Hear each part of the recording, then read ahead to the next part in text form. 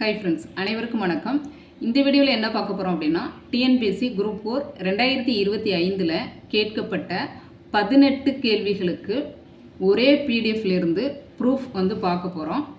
அது எந்த பிடிஎஃப் அப்படிங்கிறத வீடியோ எண்டில் சொல்கிறேன். அதே மாதிரி நம்மளுடைய சிலபஸில் ஒரு 10 டாபிக்ஸ் இந்த பிடிஎஃப்பில் மட்டுமே கவர் ஆகுது. அது என்னென்ன 10 டாபிக்ஸுங்கிறதையும் வீடியோ எண்டில் சொல்கிறேன். ஃபஸ்ட்டு 18 கேள்விகளுக்கான பேஜ் நம்பர் ப்ரூஃபோட பார்க்கலாம். முதல் கேள்வி, குறில் நெடில் சொற்களுக்கு சரியான பொருளை கண்டறிக. கணம், கானம். விடை கூட்டம், பொன். இது பேஜ் நம்பர் 259. கணம்னா கூட்டம். அடுத்தது 307வது பக்கத்தில் கானம் அப்படின்னா பொண்ணுன்னு இருக்கும். அடுத்த கேள்வி, இரு பொருள் தருக. தாரணி. விடை பூமி, உலகம். ரெண்டும் ஒரே பொருளை தான் தருது. இது பேஜ் நம்பர் 563. தாரணி பூமின்னு குறிப்பிடுகிறது.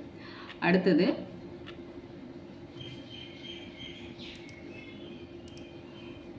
ஒரு பொருட் பன்மொழியில் மீமிசை ஞாயிறு. பொருள் கண்டறிக. மேல் பகுதி. இது பேஜ் நம்பர் 880. பாருங்க, மீமிசை மேலிடத்தில். ஓகேவா? அடுத்த கேள்வி, பொருந்தா சொல்லை கண்டறிக. முரல், வகுளி, வாழை. இது 3 மீன் பார்த்துருப்போம். வியாழம் அப்படிங்கிறது புலி. இது எங்கே இருக்குது அப்படின்னா பேஜ் நம்பர் 896. முரல்னா ஒரு மீன் வகைன்னு இருக்கும். அடுத்தது பாருங்கள், வகுளி அப்படிங்கிறது மீன். இது 929வது பக்கம். அடுத்தது 966 வாழை ஒரு மீன் வகை. அடுத்தது 979 வியாழம் அப்படிங்கிறது புலின்னு இருக்கும். அடுத்த கேள்வி, டேஸ் டேஸ் உறவோர் ஆயின் உறவோர் உறவோர் ஆக மடவமாக மடந்தை நாமே. இப்பாடல் வரியில் உள்ள எதிர்ச்சொல்லை எடுத்தெழுதுக. இது எப்படி மேடம் எதிர்ச்சொல்லுக்கு இதை காமிப்பீங்கன்னு நீங்கள் கேட்கலாம். உறவோர் அதுக்கான மீனிங் தெரிஞ்சிச்சுனாவே அதுக்கான எதிர்ச்சொல் என்னங்கிறது நமக்கு புரிஞ்சிடும். இப்போ உறவோர் பேஜ் நம்பர் பார்த்தீங்க அப்படின்னா 839 மடவம் அப்படின்னா அறிவில்லாதவன் இருக்கும். பேஜ் நம்பர் 165 உறவோர்னா அறிவுடையோர்னு இருக்கும். ஓகேவா? இதுக்கான எதிர்ச்சொல் அறிவில்லாதவர் அப்படிங்கிறது. இதை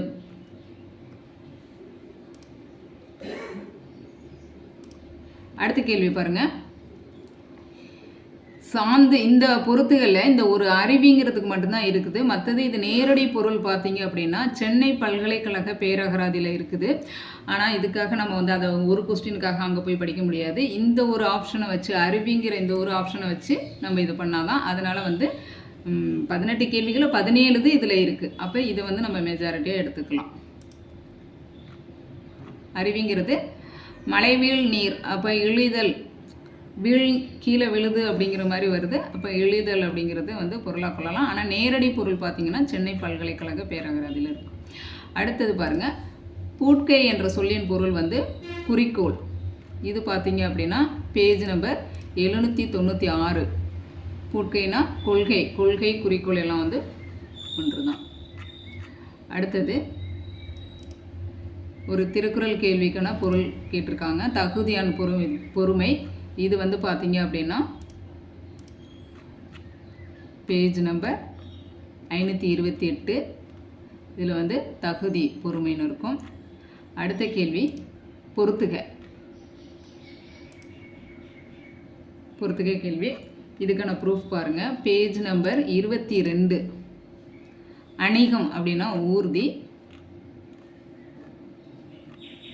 அடுத்தது இது பேஜ் நம்பர் பார்த்தீங்க அப்படின்னா 29. இதுக்கு அணிகம் படைன்னு இருக்கும். அடுத்தது இது சிவிகை. இது பேஜ் நம்பர் பார்த்தீங்க அப்படின்னா 68. ஓகே. அடுத்தது பொறுத்துக. இதுவும் இது பாருங்கள், பேஜ் நம்பர் 854 மறுப்பு அப்படின்னா யானை தந்தம். மறுப்புங்கிறது யானை தந்தம். அடுத்தது 853 மருகன் வழித்தோன்றல். 979 விறகுனா தந்திரம், விறகு தந்திரம்னு இருக்கும். ஓகேவா? அடுத்தது பேஜ் நம்பர் 475 சீரடி சிறிய கால். ஓகேவா? அடுத்தது பாருங்கள், பொறுத்துக்க தான் இதுவும். இது வந்து பேஜ் நம்பர் 868. இது வந்து மானி. இது வந்து மானிங்கிறது நமக்கு வந்து அங்கே நேரடி இதாக இல்லை, அதில் வந்து குள்ளன்னு இருக்கும். இதில் வந்து பிரம்மச்சாரி, அழகு, ஆண்குறின்னு இருக்குது. ஆனால் இன்னொரு மானிக்கு பார்த்தீங்க அப்படின்னா மாமன் அப்படிங்கிறது நேரடி பொருளில் இருக்குது. 875 மானி மாமன். அடுத்து பாருங்கள், கனகம் அப்படின்னா படைப்பிரிவு. அடுத்து பேஜ் நம்பர் 301 கனகம்னா பொன். ஓகேவா?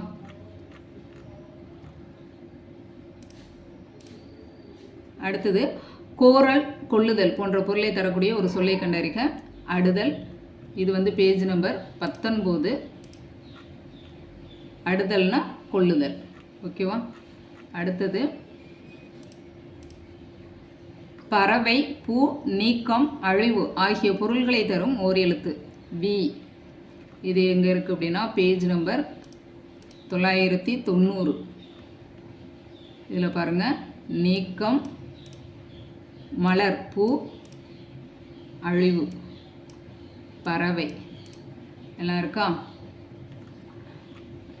அடுத்தது கேள்வி இது பாருங்க, நாட்டில் பின்னால் நிகழப்போவதை முன்னரே அறிந்து கொள்பவரின் பெயர் என்ன? நீரவர். ஓகேவா? இது எங்கே இருக்குது அப்படின்னா பேஜ் நம்பர் 67. பின்னால் நிகழ்வதை முன்னாடியே வந்து சொல்கிறது வந்து நீரவர்னா அறிவுடையவர். அறிவுடையவர் தான் வந்து அவரால் தான் வந்து கண்டுபிடிக்க முடியும் பின்னால் நிகழ்வதை முன்னாடியே. ஓகேவா? அதான் வந்து நீரவர். அடுத்தது குதிர்தல். குதிர்தல்னா படிதல். இதுக்கான பொருள் பார்த்தீங்க அப்படின்னா பேஜ் நம்பர் 346 இருக்கும்.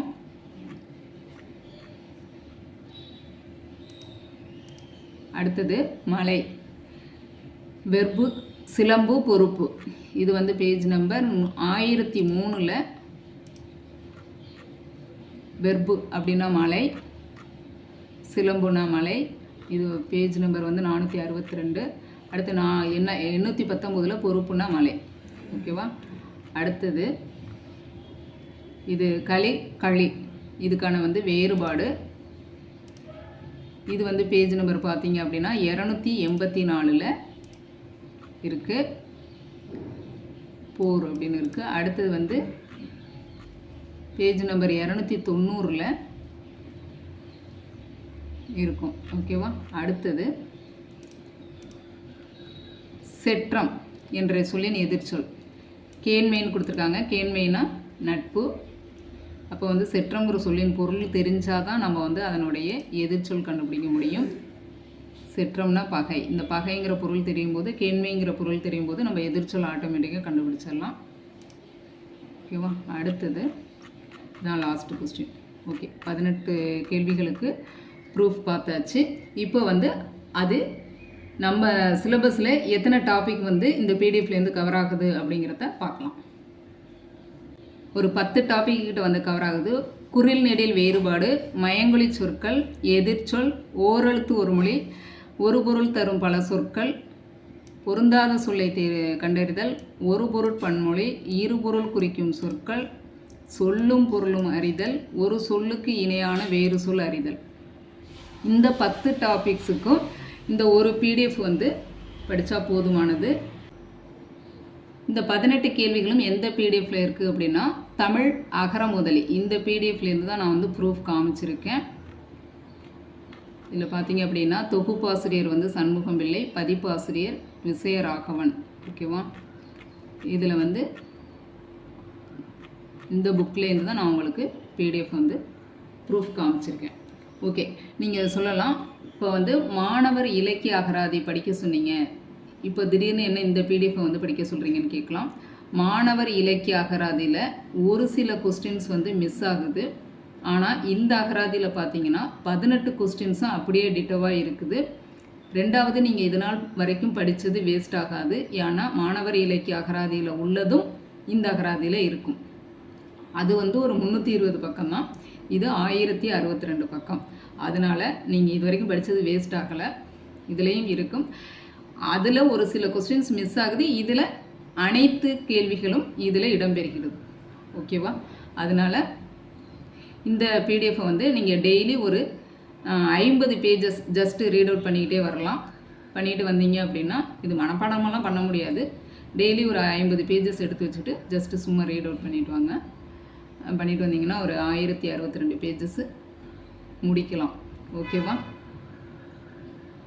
ஓகே, நான் வந்து டெஸ்ட் பேட்ச் ஸ்டூடெண்ட்ஸ் உள்ளவங்களுக்கு ஓரளவு என்னால் முடிந்தளவு எந்த அளவுக்கு வந்து ஹைலைட் பண்ணி கொடுக்க முடியுமோ அந்த சொற்களை எல்லாம் ஹைலைட் பண்ணி உங்களுக்கு தர்றேன்.